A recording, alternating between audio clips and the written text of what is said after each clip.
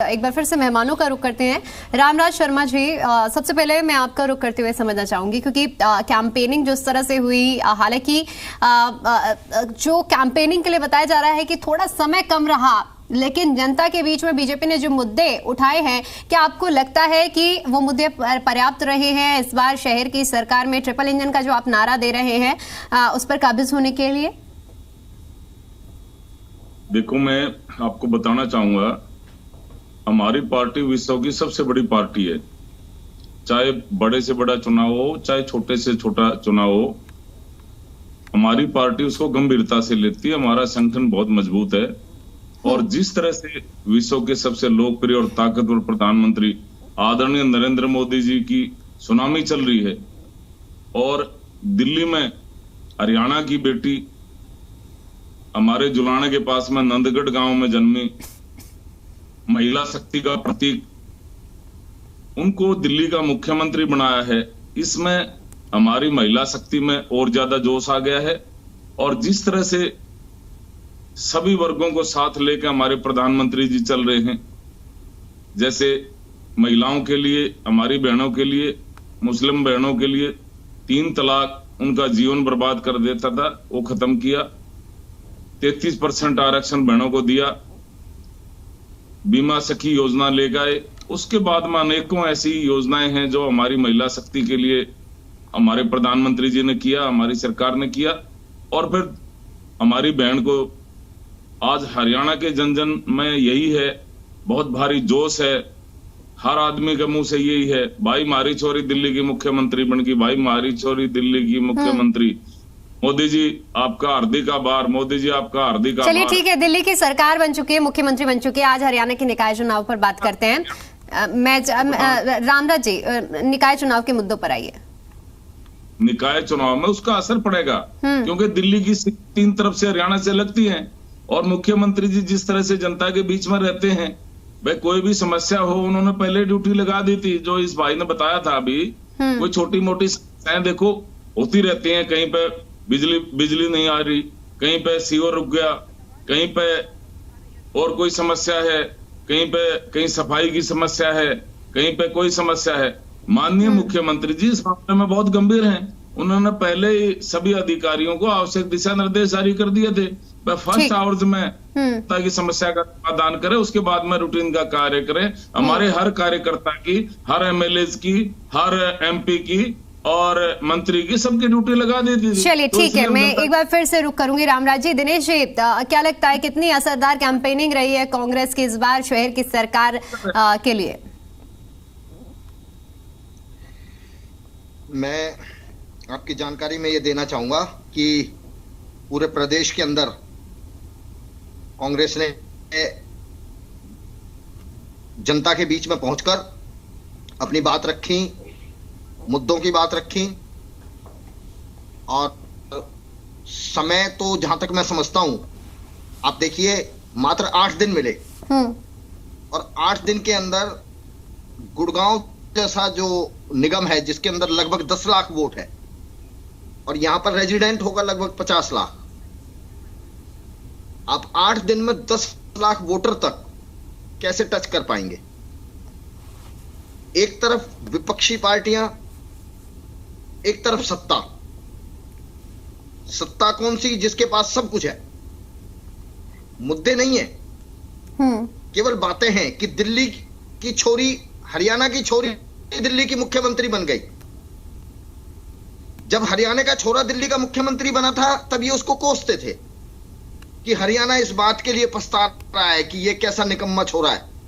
ये भाजपा के प्रवक्ताओं के शब्द हैं। केजरीवाल जब दिल्ली के मुख्यमंत्री थे तब वो हरियाणा के छोरे थे, तब तो उनको कोसते थे। आज हरियाणा की छोरी दिल्ली की मुख्यमंत्री बनी तो बहुत बड़ी बात हो गई इनके लिए। बात करेंगे कभी भी, जब भी धारा 370 की करेंगे, 3 तलाक की करेंगे, राम मंदिर की करेंगे। आज हालात ये पैदा हो चुके हैं कि प्रदेश के अंदर इनके पार्षद उम्मीदवार बकायदा लिखित में अपील जारी करते हैं कि सनातनी राम मंदिर के नाम पर राम भक्त बन के इस तरीके की तो अपील की जा रही है कि मुझे कामयाब बनाए। मैं आपके इनके भाजपा के वो प्रवक्ता भी हैं और साथ में नगर निगम के मेयर के वो उप महापौर रहे। अगर मैं उनकी अपील आपको दिखाऊं तो आप हैरान हो जाएंगे किस तरीके की अपील कर रहे हैं। किसी मुद्दे की बात नहीं है, कोई मुद्दे की बात नहीं। चलिए ठीक है, अगर आपका कहना है कि मुद्दों की बात नहीं हुई है तो कांग्रेस ने किन मुद्दों की बात की, बहुत शॉर्ट में रिएक्शन दीजिए क्योंकि अन्य मेहमानों को भी फिर रुक करेंगे। देखिए, पूरे हरियाणा प्रदेश के अंदर जिस तरीके से प्रॉपर्टी आईडी में जो खेल किया गया, बहुत बड़ा भ्रष्टाचार है ये। एक ऐसी कंपनी को कॉन्ट्रैक्ट दे दिया कि जिसने जानबूझकर, भाजपा के लोगों ने जानबूझकर सारी प्रॉपर्टी आईडी गलत करवा दी गई और उस कंपनी को बहुत मोटा पैसा दे दिया। आज उन प्रॉपर्टी आईडीज को लेकर लोग निगम में चक्कर काट रहे हैं, लेकिन किसी की ठीक नहीं हो रही। परिवार पहचान पत्र को लेकर लोग परेशान हैं, उसमें इतनी त्रुटियां कर दी कि आज उनको ठीक नहीं कर रहे। उसके बाद आप आइए कि पूरे हरियाणा प्रदेश में जल भराव की ये स्थिति है। 5 मिनट अगर बारिश हो जाए ना गुड़गांव के अंदर जी, 5 मिनट के अंदर झील बन जाता है। और अगर ये गुड़गांव में आधा घंटा बारिश हो गई तो आपका ट्रैफिक जैम इतना लंबा हो जाएगा कि आप गुड़गांव के अंदर लोगों को पूरी रात सड़कों पर बितानी पड़ी है। जल भराव बहुत बड़ी समस्या है, कूड़े का निस्तारण नहीं है, गलियों के अंदर कूड़े के ढेर लगे पड़े हैं, बदबू है, आवारा पशुओं का आतंक है, लेकिन किसी का कोई ध्यान नहीं है इन चीजों की तरफ। स्कूलों की हालत इतनी खराब हो चुकी है कि उनकी बिल्डिंग जर्जर है। ले देकर आप ये देखिए कि एकमात्र सिविल हॉस्पिटल गुड़गांव में होता था, एकमात्र सिविल हॉस्पिटल, उसको तोड़कर रख दिया। वहां पर अवैध पार्किंग चल रही है। चलिए ठीक है राकेश भटाना जी, मैं आपका रुख करूंगी। आपसे समझना चाहूंगी कि आम आदमी पार्टी की क्या तैयारी रही है और क्या उम्मीदें इस चुनाव से। देखिए, आज भी मुझे बड़ा आश्चर्य हो रहा है कि आज 15 दिन हो गए भारतीय जनता पार्टी को चुनाव लड़ते लड़ते, परंतु एक दिन भी इनका एक भी जो प्रवक्ता है वो ये नहीं गिना पाया कि हमने नगर निगम में ट्रिपल इंजन की सरकार 10 साल इनकी रही हरियाणा में, और आज भी चलो अब तो चुनाव आ गए हैं, इन्होंने क्या काम करे। मैं हमेशा इनसे एक बात पूछता हूँ, रामराज जी आज मेरे सामने बैठे हैं, ये हमेशा बात करेंगे कि हरियाणा की बेटी दिल्ली में मुख्यमंत्री बन गई। अरे हरियाणा का बेटा भी तो मुख्यमंत्री दिल्ली, फरीदाबाद हरियाणा का भी दिल्ली जाके बना था। अब देश की बात करेंगे, मोदी जी पे पहुंच जाएंगे, कभी कहां पहुंच जाएंगे।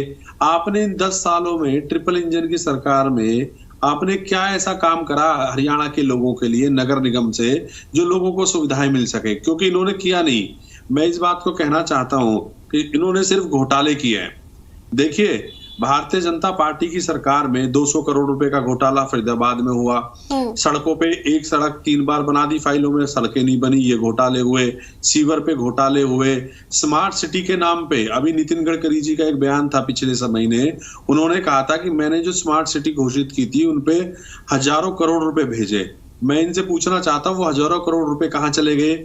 वो पैसा भी जाके जमीन पे नहीं लगा। दूसरी बात ये ईमानदारी होने का ढांग रस्ते की, हम ईमानदार है, हम ईमानदार है। मुझे तो लगता है इनसे ज्यादा भ्रष्टाचार इस देश में कोई भी नहीं हो सकता। क्योंकि आज भी फरीदाबाद की बात करें, गुड़गांव की बात करें, मानेसर की बात करें, जहां भी नगर निगम है वहां पे हजारों करोड़ रुपए का नगर निगम पे कर्ज है। अगर सेंटर से इतना पैसा आया और इन्होंने इतना जमीन पे पैसा वो कहाँ चला गया? ये कहते हैं कि हमने बहुत सारा विकास करा दिया। मैं आपको ईमानदारी से एक बात कहना चाहता हूँ, मैं फरीदाबाद में रहता हूँ। फरीदाबाद की नगर निगम के 2 किलोमीटर के एरिया में भी अगर ये अच्छी सड़कें बता दे, सीवर की अच्छी सुविधाएं बता दे, बिजली 24 घंटे बात करते हैं, 12 घंटे की बता दे कि 12 घंटे आती है, सफाई बता दे कि अगर वहां झाड़ू भी लगती हो, गंदगी के ढेर हुए पड़े, स्मार्ट सिटी के नाम पे लाखों रुपए डकार गए हैं भारतीय जनता पार्टी के नेता। दूसरी बात मैं एक और कहना चाहता हूं, अगर रामराज जी इस बात को मेरी को सुन रहे होंगे, इसका जवाब देंगे जिन बातों को मैं कह रहा हूं। इस बात पे नहीं कि फिर देश पे पहुंच जाए, मोदी जी पे पहुंच जाए या कहीं पहुंच जाए। मैं इनसे कहना चाहता हूं कि जब 200 करोड़ रुपए का फरीदाबाद में घोटाला हुआ और नगर निगम की में जब इन्होंने घोटाला कर दिया तो फिर उसकी आवाज किसने उठाई? आम आदमी पार्टी ने उठाई। धरना हमने दिए, प्रदर्शन हमने दिए करा, और रोडों पे सड़कों पे बैठ के जो हमने भूख हड़ताल करी वो हमने करी। जब वो मुद्दा बनने लगा, हाईलाइट होने लगा चैनलों में, तो इनके मंत्री और एमएलए के नाम आने लगे उस पे। इन्होंने एक षड्यंत्र रचा भारतीय जनता पार्टी ने। जिस कमरे में फाइलें रखी हुई थी, जिस कमरे में कंप्यूटर रखे हुए थे, इन्होंने कहा जी शॉर्ट सर्किट हो गया और वो पूरी फाइलें जल गई, अब कोई सबूत ही नहीं बचा। मैं एक बात आपके माध्यम से पूछना चाहता हूं कि वो शॉर्ट सर्किट होने के बाद इन्होंने वो कार्रवाई क्या की। इन्होंने कार्रवाई की, 1-2 ठेकेदार पकड़े, छोटा सा केस बनाया और साथ के साथ उनकी जमानत भी करा दी। मंत्री और एमएलए कहां चले गए? देखिए, आज पूरा हरियाणा इस बात को जानता है कि एक तरफ ईमानदार लोग खड़े हैं और एक तरफ बेईमान लोग खड़े हैं। बेईमान लोग वो है जिन्होंने 10 साल हरियाणा में सरकार में ट्रिपल इंजन की सरकार चलाई है और खूब घोटाले किए हैं।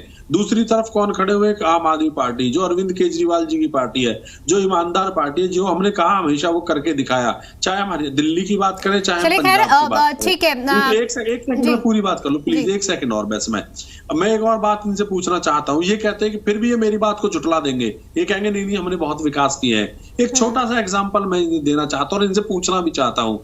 अभी हरियाणा फरीदाबाद में इनके मुख्यमंत्री जी आए थे, रोड शो कर रहे थे, ताबड़तोड़ रोड शो कर रहे थे, कह रहे थे और मोदी जी के नाम पे वोट मांग रहे थे।